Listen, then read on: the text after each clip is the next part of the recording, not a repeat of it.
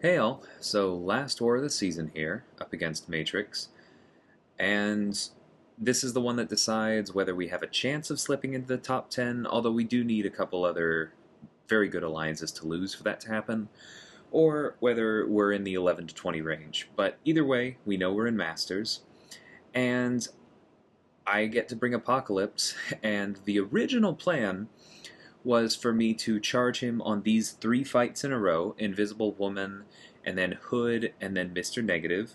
And as you can see, this Invisible Woman fight is just not an issue. I've said before, the spiked armor node is probably a little bit undertuned for tier 1. She's not very dangerous on this node because we're just blocking her specials. We're not triggering the global. We're healing from exhaustion. That's also helping us heal from the spiked armor damage. This is just super simple. Basically, we're waiting for that invisibility to go away there, so it doesn't happen in the middle of a special. And then we can throw the special too, doing absolute tons of damage. You see I have the power boost, the power back boosts on. I believe I also have a 30% on. I'm boosted pretty big here. And that's because of something that we're going to get to in a second, which is that of the three fights I was supposed to take, one of them had already been taken.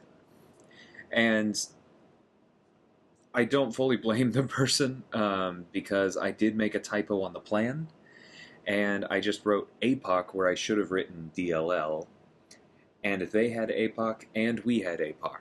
So they took Negs with Apocalypse. And that means I'm down a charge.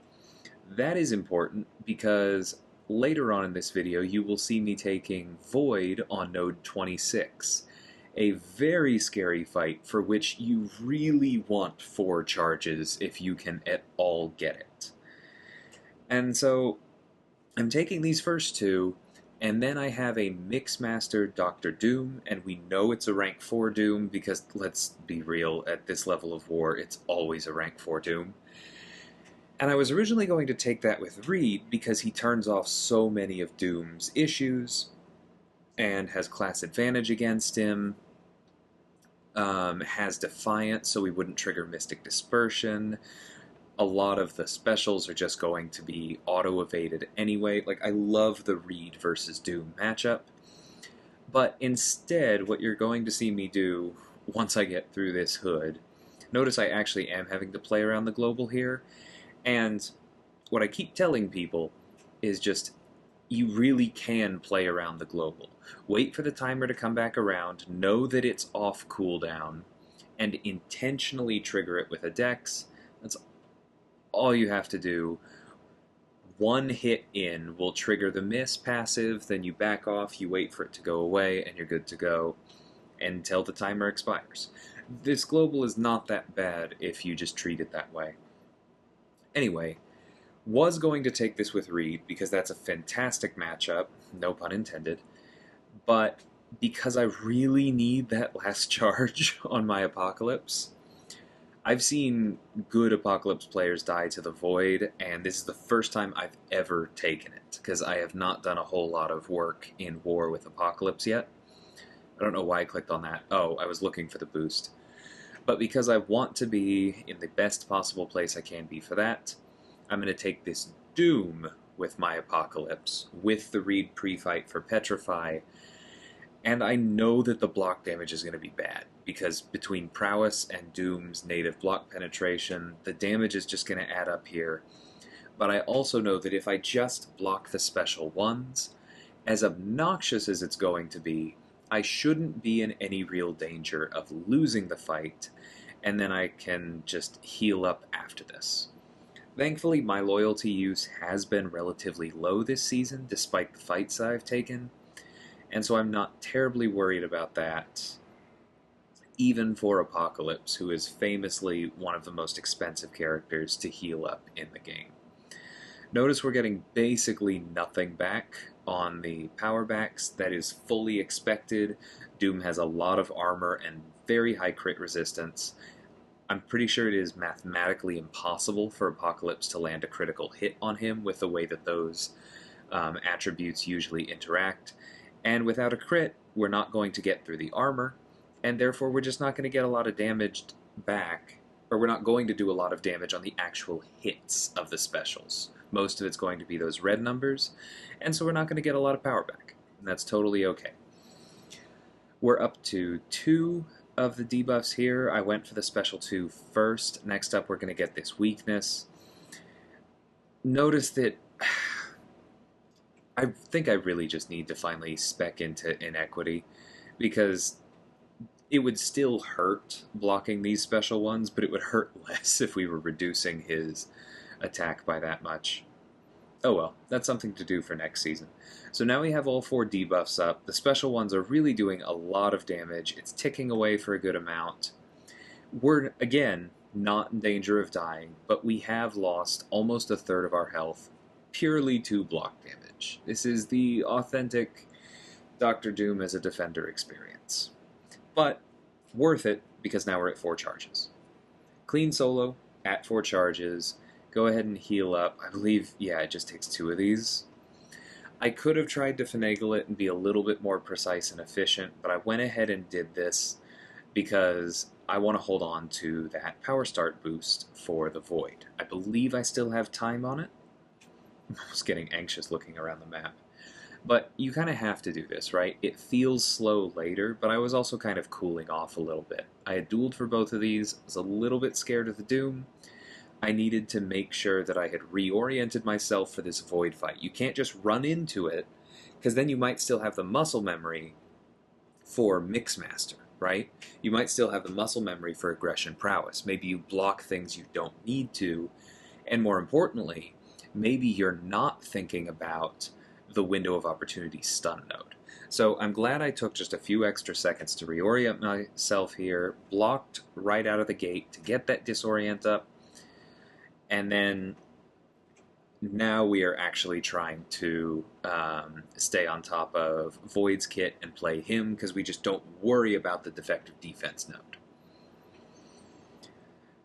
You'll also notice that already I have hit into his block and stunned him that way, which is a big reason why I wanted the 4 charges. Okay, here it comes. Look at that lag spike. I am so good at Void's special 2 evade. I pushed him to it intentionally. And I cannot believe how big that lag spike was.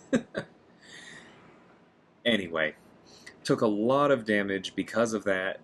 Just threw the special 2 into the Dark Stings, knowing that they were going to turn into degen. It is what it is. I just needed to throw the special 2 and close out the fight. That was my last fight with Apocalypse for the whole war, so I'm very comfortable just laughing about it. Glad I got to 4 charges. Very glad I have a rank 4 Apocalypse. This war is really the first time I've gotten to push any of his limits in war, and he's a house. So then we have the Rich Get Richer nodes with Doom. This one, super simple. There are some attackers where Sigil Witch would be a bit of a problem as she starts gaining buffs. I don't think there are really many of them, because if you were using like Hood or Clairvoyant, you do the same thing. You just parry at the start while she has no buffs. You wait for your power gain to take you to your special 2 for those 2, because that's what controls. With Doom, you just keep the staggers up because that bypasses Mystic Ward. Pretty easy fight. She's an easy defender in most places, though, so I'm not saying that this is a bad placement, but this is just not one that I was worried about. I go ahead and push to this special 2 here, throw it with the Fury up, and that's plenty. I didn't even need to throw the special 1, but she ran into us, so might as well. So then we head into the second Doom fight, and this is the one that I actively dueled for, because this is a rank 4 Guardian. Doom doesn't have a lot to fear from him, because a lot of Guardian's danger comes from him catching you, landing a crit on you, and then the secondary instant shock damage just melting you. Now, Doom's crit resistance doesn't save him from Guardian, because in my testing, those kinds of alternate crit abilities, Guardian Shocks, Guillotine, 2099's degens, those do bypass crit resistance, but Doom is shock immune, so not a lot to worry about. But this is still something I really wanted to be careful with, because Guardian Special 1 is something that definitely does catch me if I'm not completely on top of things. Just need to be prepared for it. But as long as we're on top of that, then having Reed on the team gives Doom that armor break, so we don't need to worry about bypassing Mystic Ward. We don't need to worry about nullifying. We just get rid of Guardian's armor up the old-fashioned way, land this big Fury boosted special 2, and there's the special 1 issue I was talking about right at the end. Thankfully, he was already dead. So, simple fight, still glad I dueled for it. He occasionally causes me problems. Now we move into the Reed portion of this war, which is these last 3 fights. We have Dormammu here on Rich Get Richer. If we let him spend too much time with buffs up, he gains enough power. Maybe he throws a big, ugly special 2. It's boosted by Aspect of Evolution and feats of power, so he has that Fury. This is definitely a fight that could potentially get ugly, but I'm not worried about it at all because the Rich Get Richer power gain is going to be blunted by Reed's Petrify, and because he doesn't have any buffs at all below 1 bar, at the start of this fight, thanks to the Petrify Mastery, we should probably be gaining more power than him. See right there, that heavy gained more than we gave him. And so he should not be spending very much time above a bar before we throw our special 2 and get up to an 80% reduction in ability power rate. That's when things are really going to take off because we just don't have to worry about his power gain. See right there, it was almost entirely halted. Now we almost push him to a special 2 here, was definitely a bit worried about that, but he throws it right at the right time. I know the evade, we definitely could have blocked it, we probably would have evaded some of it automatically, that's the safe thing to do. So it's not like him going to a special 2 was really a problem, but I want to build the Careful Study passives, so it's nice that he threw that special 1 and then this second one. That's why we're trying to knock him down as much as possible. And then we finish with a special 1 to get some extra debuffs, and we're good to go. Very fast, easy fight. Dormammu and Mojo anywhere that Reed can get to, quite easy. So we have this Longshot again. You've seen me do this before. You saw me take America Chavez here. It's the same basic tactic as those. I'm going to have the House of X pre-fight helping me out. And I am also going to be intentionally triggering Conflictor at the start of the fight, and then again when he throws his specials and we try to put those Careful Study debuffs on him, those will get eaten by Conflictor, but then in that cooldown period, we'll throw our special 2, and we'll be able to ramp Reed that way. So then future Conflictor triggers will not be as effective, we'll start hitting harder, we get the fight more and more under control, and because we have the House of X pre-fight, we can parry freely. So that's the plan of attack. Notice he starts with almost a bar because of Conflictor. We keep Debuff Siphoner for some reason. As we've talked about before, it looks like it's coded slightly after the other 2, probably so that it does not affect debuffs inflicted by the recoil masteries. Somebody pointed that out in a comment a while ago. But there we go. He put Conflictor on cooldown, we landed the special 2. Things are much easier from here. I was hoping he'd throw this special 1, but I decide that we really can't risk losing the debuff, so I go ahead and push him to his special 2. And there, he finally throws it, and I don't even evade it. That's totally fine. We can handle it. We can heal up before Mangog. But because that also put Conflictor on cooldown, here we go. We throw another special 2, and this one is now going better than the one last war. As I talked about with Dormammu, we're reducing Conflictor by a full 80% now. He's not gaining as much power when we hit into him.